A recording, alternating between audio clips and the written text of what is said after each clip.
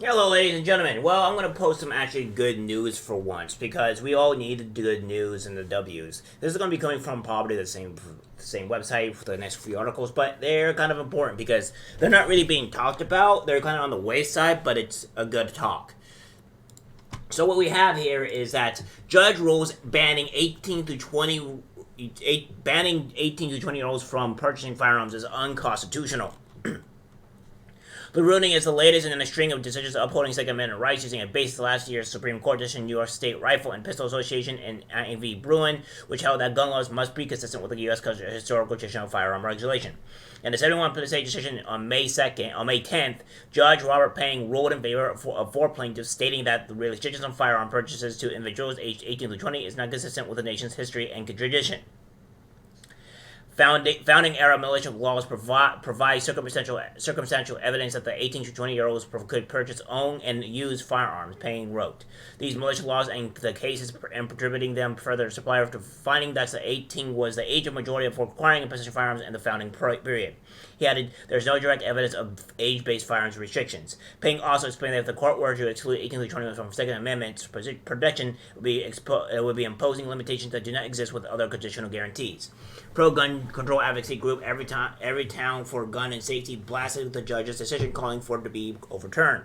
Not only are guns the leading cause of death for us kids and teens, for the United States kids and teens, but research shows that the 18 to 20-year-olds commit gun homicides at triple the rate of adults 18 to 21 years and older. Janet Conner, senior director of Issues Appeals at Every Town Law, said in a statement, the federal law prohibiting federally licensed firearms dealers from selling handguns to individuals under the age of 21 is not as an essential tool for preventing gun violence. Is also entirely constitutional. Carter added the court's ruling will be undoubtedly put lives at risk. It must be reversed.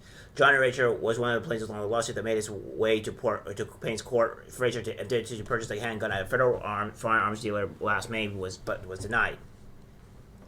Where police the court ruled in favor of Mr. Frazier and the other named plaintiffs in such a well-written and thorough decision.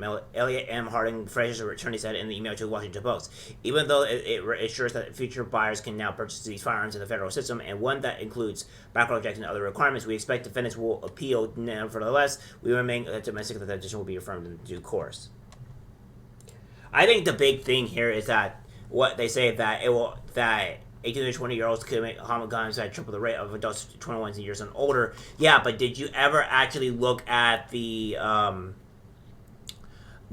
amount, how many of those guns were legally purchased or actually attained? Because a lot of these violent crimes, a lot of these issues are going from people attaining firearms illegally.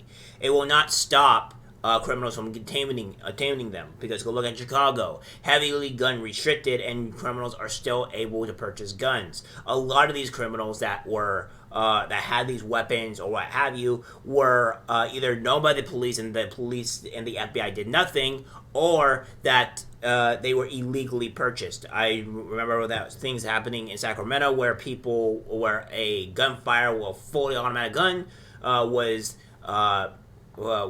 shot some people here, and it was illegal to have that said weapon. It was customizable. So there is no way to really get rid of guns, and you're leaving people at the mercy at criminals to just gun them down. The thing is that I would like a law into place, because we all know if we did this, it would probably go through permanently, but that for 2 years to see how bad crime skyrockets when you ban guns. Because I promise you that all the crime in general will skyrocket, criminals will run amok, and people will be getting shot constantly.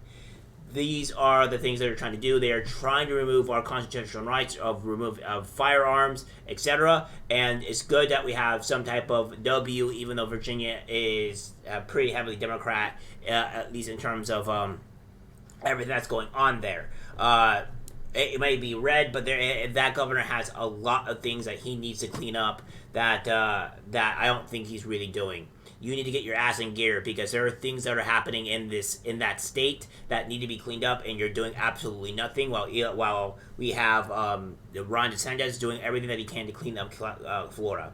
I don't see a lot of these Republican people that are in charge really doing much of anything to fix up these states. So I want more guys. I want more. You could be more in the news, more heavy on to some of the stuff, because it needs to happen. Alright guys, that's the video. Like, subscribe, share. As always, take care.